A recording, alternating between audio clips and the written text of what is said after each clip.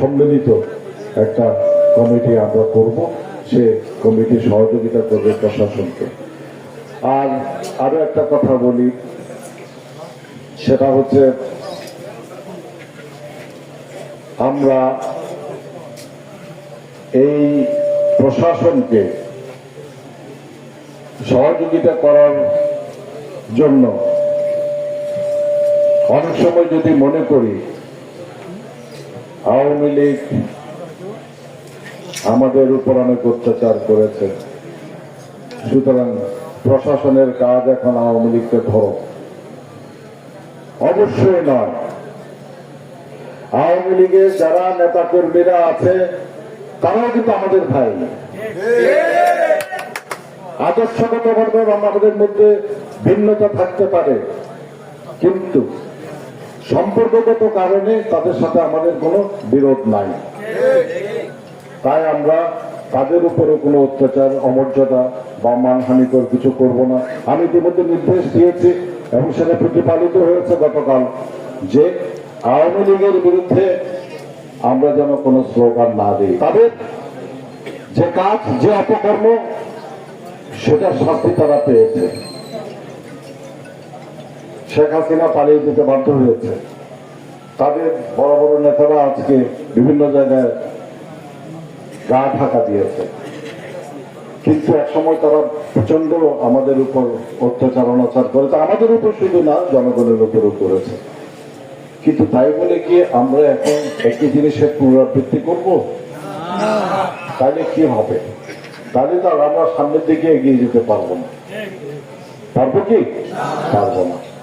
যারা যেটা করেছে তারা বুঝেনি যে তারা কি করেছে এবং জনরোষ কি, ইতিহাস কি বলে, স্বৈরাচারের কিভাবে পতন হয়, সেটা শুধুমাত্র আজকে বাংলাদেশে হয়েছে তা না, সমস্ত পৃথিবীতে যারা স্বৈরতন্ত্রের প্রবর্তক, স্বৈরাচারী যে সমস্ত শাসকরা, তাদের কিন্তু পরিণতি ঠিক একইভাবে হয়েছে। সুতরাং আমরা যদি করি, আমাদের বিচারও একদিন জনগণ এইভাবেই করবে। আমি আমার নেতা কর্মীদেরকে বলতে চাই, আপনারা জনতার কাতারে আসুন। আপনারা জনতার থেকে নিজেদেরকে আলাদা ভাববেন না। ওরা যেটা করেছে, আজকে যদি আমরা এখন মানুষের উপর থেকে যদি বিভিন্ন রকমের একে এটা করে, যে চাঁদাবাজি করে, এটা করি, তাইলে পরে কিন্তু একই, আর পার্থক্য কিছুই থাকলো না। আমি আপনাদেরকে একটা কথা বলতে চাই, যদি আপনাদের উপর আমাদের নেতা কর্মীরা যদি কেউ কোন রকমের চাঁদাবাজি, হুমকি ধামকি বা অন্য কোনো কিছু করে বা কিছু ছিনিয়ে নেওয়ার চেষ্টা করে, আপনারা আমাদের এই এলাকায় আমাদের যে কি বলে বিএনপির যে কমিটি আছে, সেটাতে আপনি ইয়াকুব শহীদ, উনি আহ্বায়ক আছেন এখানে, ওনার কাছে আপনারা জানাবেন, উনি আমাদেরকে অবশ্যই জানাবেন এবং আমরা সেটার ব্যবস্থা গ্রহণ করব।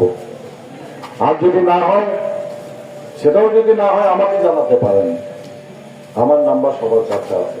তবে ইয়াকুব শহীদ আমার ভাই, অত্যন্ত দক্ষ একজন আমাদের নেতা, উনি অবশ্যই এদের জন্য ব্যবস্থা গ্রহণ করেন, সাথে সাথে আমরা ব্যবস্থা গ্রহণ করব ইনশাআল্লাহ। আশ্বস্ত করতে চাই আপনাদের কাছে আমি একটা জিনিস বলি, যে তারেক রহমান সাহেব তিনি একজন অত্যন্ত সাহসী নেতা এবং উনি অন্যকে কোনোভাবেই প্রশ্রয় দেবেন না।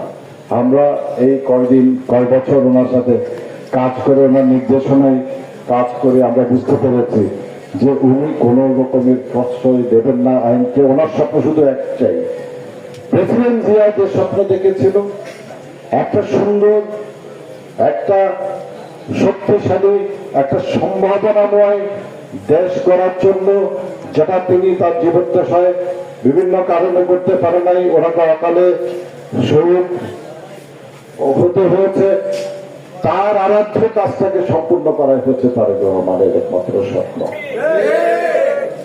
আমরা বিএনপির যে সমস্ত কর্মীরা আছি, তারা শুধু আছি তার সে স্বপ্নকে শহীদ জিয়ার 19 দফার যে স্বপ্ন, সে স্বপ্নটাকে সামনে এগিয়ে নিয়ে যাওয়ার জন্য সেটা যদি হয় বাংলাদেশে ইনশাল্লাহ আর কাউকে আমাদেরকে চিন্তা করতে হবে না।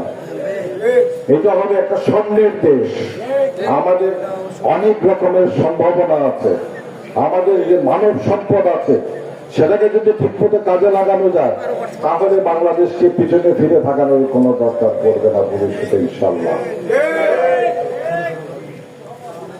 অনেকক্ষণ কথা বলেছি আপনাদের সাথে, হয়তো আপনাদের ধৈর্যচ্যুতি ঘটতে পারে, তবু আমি বলছি যে এই পরিবর্তনটাকে মেনে নিয়ে সুন্দর করে আগে যেভাবে চলেছে সেভাবে আপনারা চলেন। কোন রকমের যেন মানে অস্বাভাবিক কোন পরিস্থিতি যেন সৃষ্টি আর না হয়। ওই জন্যই আমি আসতে বলেছি, যদি কোনো কারণে আপনাদের মনে করেন যে কোনো ব্যাপারে কোন রকমের অভিযোগ আপনাদের আছে, তাহলে কাউকে যদি না বলেন আমাকে বলেন। আমি যে কেউ টেলিফোন করলেও টেলিফোন ধরে এবং সেটার ব্যবস্থা অবশ্যই গ্রহণ করবো। আপনাদের সবাইকে অনেক ধন্যবাদ জানাচ্ছি। আমি একই সাথে, যদিও আমি বলেছি আমাদের দলীয় কোনো সভাও না, আলোচনা সভাও না, কিছু না, এটা সবাই আছে আমরা এখানে একটা আমাদের মনোভাবটা জানানোর জন্য আমি এখানে দাঁড়িয়েছি। তবে একটা কথা বলি, আমাদের যারা দলীয় নেতা কর্মীরা আছেন তাদের কাছে আবার আমি নতুন করে বলছি যে আপনারা জনগণের পাশে দাঁড়ান, সর্বত রকমের সহযোগিতা করুন। আমাদের যে সমস্ত ভাইরা